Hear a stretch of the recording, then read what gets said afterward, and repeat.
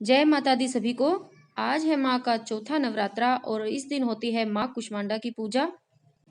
और माँ कुष्मांडा का जो पसंदीदा कलर है वो है नारंगी। और आज के दिन माँ को लगाया जाता है मीठे पूड़े का भोग, फल और ड्राई फ्रूट का भी आप भोग लगा सकते हैं। तो नवरात्रों में 4 कार्य जो हैं अवश्य रूप से करने चाहिए। वो 4 कार्य हैं कि हमें माता का कलश स्थापना नवरात्रि में ज़रूर करनी चाहिए।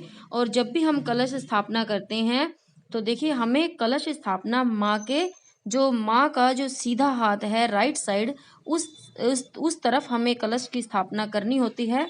मतलब जब हम बैठते हैं तो हम बैठते हैं माँ के सामने और हमारा जो उल्टा हाथ होता है उसके तरफ हमें कलश स्थापना करनी है।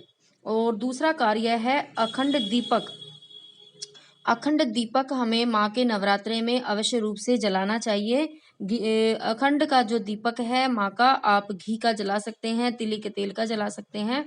तो अखंड दीपक माँ का अवश्य रूप से जलाना चाहिए, क्योंकि 4 कार्य ऐसे हैं जिनको करने से माँ हम सब पर कृपा करती है और मनोकामनाओं को पूर्ण करती है।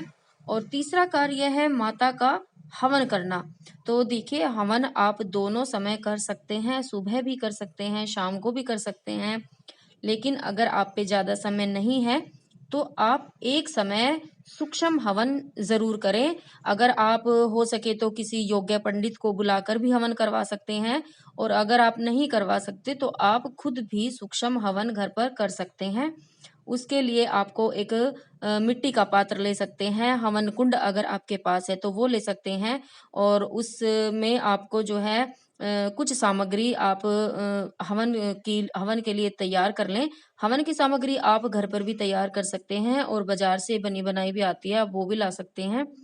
और हवन सामग्री बनाना बहुत ही आसान होता है। और उसके लिए आप कोई भी लकड़ी, देखिए जब हम हवन करते हैं तो हवन की जो लकड़ी होती है उसको लकड़ी नहीं समिधा बोला जाता है। तो आप पीपल की लकड़ी ले सकते हैं, बरगद की लकड़ी ले सकते हैं, पलाश की लकड़ी ले सकते हैं और आम की लकड़ी ले सकते हैं। इनसे आप हवन कर सकते हैं। और चौथा कार्य है माँ का कन्या पूजन। तो कन्या पूजन हमें ज़रूर करना चाहिए। कन्या पूजन करना बहुत ही ज़रूरी होता है और माँ बहुत प्रसन्न होती है।